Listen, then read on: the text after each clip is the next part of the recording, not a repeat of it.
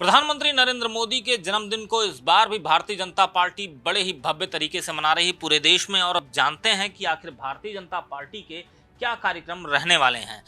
दुष्यंत जी, इस बार भी प्रधानमंत्री नरेंद्र मोदी का जन्मदिन है और इस बार भी भारतीय जनता पार्टी बहुत विशाल और बहुत भव्य तरीके से मनाने जा रही है। क्या कार्यक्रम रहेगा इस पूरे पखवाड़े?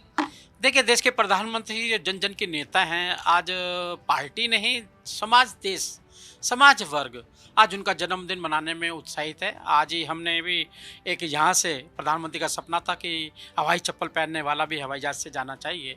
आज हमने 73 लोगों को और 10 व्यवस्था में 83 लोगों को यहाँ से, दिल्ली से सफाई कर्मचारियों को प्रधानमंत्री के जन्मदिन पर यहाँ से बस से उनको हरी झंडी दिखाई है। एयरपोर्ट से वो बाई फ्लाइट राम लला के मंदिर में जाएंगे, अयोध्या जाएंगे और वहाँ पे भगवान से प्रार्थना करेंगे, भगवान राम से प्रार्थना करेंगे, ये प्रभु इनको दीर्घायु दे, स्वस्थ रखे और हमको नेतृत्व करते रहें, विश्व को आगे बढ़ाने का काम करते हैं। ये काम हमने अभी शुरू से किया है। वैसे पार्टी अपने लेवल पर जैसे अपने विश्वकर्मा डे है, तो जो 4th क्लास के जो बेचारे गरीब लोग हैं, जिनको अपने काम करना चाहते हैं, टूल्स नहीं होते। आपने देखा होगा प्रधानमंत्री हमेशा कोई भी काम करते हैं, जैसे पार्लियामेंट का निर्माण हुआ तो कर्मचारियों के साथ में बैठे, अयोध्या का हुआ तो वहाँ पे उन कर्मचारियों के, काशी विश्वनाथ में कर्मचारियों के साथ में बैठे, और ऐसे ही प्रयाग में कुंभ हुआ तो सफाई कर्मचारियों को पैर धोने का काम किया। ऐसे सभी लोग जो मोची हैं, धोबी हैं, नाई हैं, शिल्पकार हैं, ऐसे लोगों को उनके टूल्स के कारण उनका काम ना रुके, इसलिए सभी लोगों को टूल्स वितरण का काम किया जाएगा। ब्लड कैंप लगेंगे, आयुष्मान कार्ड का वितरण, जो गरीब लोग हैं अपना इलाज करा सके 50 लाख का, उन सभी लोगों को कार्ड में उनको कार्ड का बांटने का काम किया। ब्लड डोनेशन, ऐसे अनेकों अनेक काम, सफाई का अभियान, ऐसे अनेकों अनेक काम उनके जन्मदिन पे आएंगे, जिनको वो लगातार देश को दिशा भी देते रहें और देश को आगे बढ़ाने में वो सहयोगी भी करते रहें। प्रधानमंत्री नरेंद्र मोदी ने कई बार अपने भाषणों में कहा है कि समाज के अंतिम वर्ग तक विकास की योजनाएं पहुंचें और हमारा हर एक व्यक्ति सरकार का उस अंतिम वर्ग तक पहुंचे। तो ऐसे में प्रधानमंत्री नरेंद्र मोदी का जब जन्मदिन आता है तो सेवा सप्ताह रखा जाता है। इस सेवा सप्ताह का मतलब क्या है? हम सेवा पखवाड़ा बना रहे हैं इसको, 2 तारीख तक, गांधी जी की जयंती तक चलेगा। पहले एक सप्ताह के अंदर सेवा के कार्य करने हैं।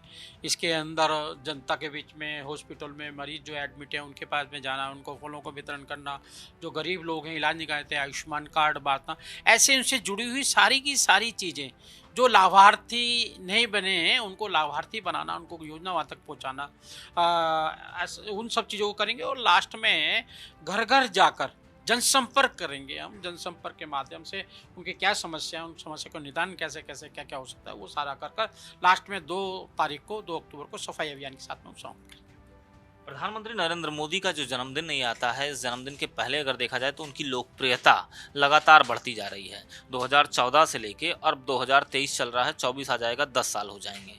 इस लोकप्रियता के दौरान कई बार विपक्ष की तरफ से हमले भी हुए, लेकिन अब विपक्ष के तमाम नेता भी उनकी तारीफ करते जा रहे हैं। G20 के समिट के बाद शशि थरूर ने तारीफ की और लगातार G20 की समिट में तमाम विपक्षी नेताओं के जो मुख्यमंत्री थे वो भी पहुंचे थे। तो इस सब देखकर क्या लग रहा है, क्या नरेंद्र मोदी जी का जो कद है वो लगातार बढ़ता जा रहा है और विपक्ष लगातार ग्राफ उसका डाउन होता जा रहा है? देखिए, देश के प्रधानमंत्री कहीं ना कहीं राजनीति से ऊपर उठकर देश के निर्माण के बारे में सोचते हैं। विपक्षी हो, लेकिन जो मर्यादा है, जो उनको संसाधन मिले, वो देने का काम करते हैं। कोरोना ऐसी महामारी में सभी विपक्ष को साथ लेकर हमने कोरोना से जंग जीतने का काम किया है। विश्व के अंदर अपने आप को, हमारे देश को स्थापित करने के लिए G20 है, चंद्रयान भेजना और वहाँ भेजना, यहाँ पर आज तक किसी ने भेजा नहीं है, सूर्ययान भेजना, उसको लॉन्च करना, ऐसे अनेकों ने काम है। आज विश्व के अंदर एकमात्र नेता के रूप में वो खड़े हुए हैं। ये उनके जो दिल है, उनका जो मन है, उनका समर्पित भाव से गरीब की सेवा करना चाहते हैं, उसको सबको देखकर जितने भी विरोधी दल भी है वो मन से मानते हैं। लेकिन कुछ विरोधी हैं जो विपक्ष की भूमिका निभाते हैं, जो प्रायोजित हैं। विपक्ष बहुत सा प्रायोजित है, पाकिस्तान से प्रायोजित है, कोई चाइना से प्रायोजित है, कोई चाइना से अपने राजीव फाउंडेशन में 1 करोड़ 35 लाख रुपया लेता है।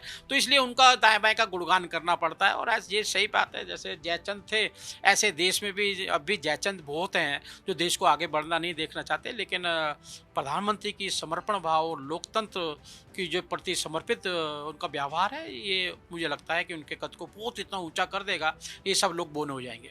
एक अंतिम सवाल है सर, सनातन को लेकर इंडिया गठबंधन जो है वो लगातार निशाने पर रखे हुए है और दूसरा कि अब रामचरितमानस को भी उतार दिया है बिहार के शिक्षा मंत्री ने, तो रामचरितमानस को कह दिया पोटेशियम साइनाइड। अब ऐसे में क्या कहेंगे, क्या एक हिंदू वर्ग को या फिर हिंदू धर्म ग्रंथों को, इन सबको टारगेट करने की ये कोशिश है या फिर वोटों के ध्रुवीकरण की साजिश? देखिए, ये साजिश देश को तोड़ने की है और इसकी जो मुखिया है वो कांग्रेस पार्टी है। कांग्रेस पहले भी कहती है दुर्भाग्य से हम हिंदू हैं, सनातन को मानते नहीं है, राम मंदिर में लोग लड़की छेड़ने जाते हैं, राम पैदा ही नहीं हुए हैं। सब ऐसे ऐसे उनके अल्फाज आपको देखने के लिए मिलते हैं।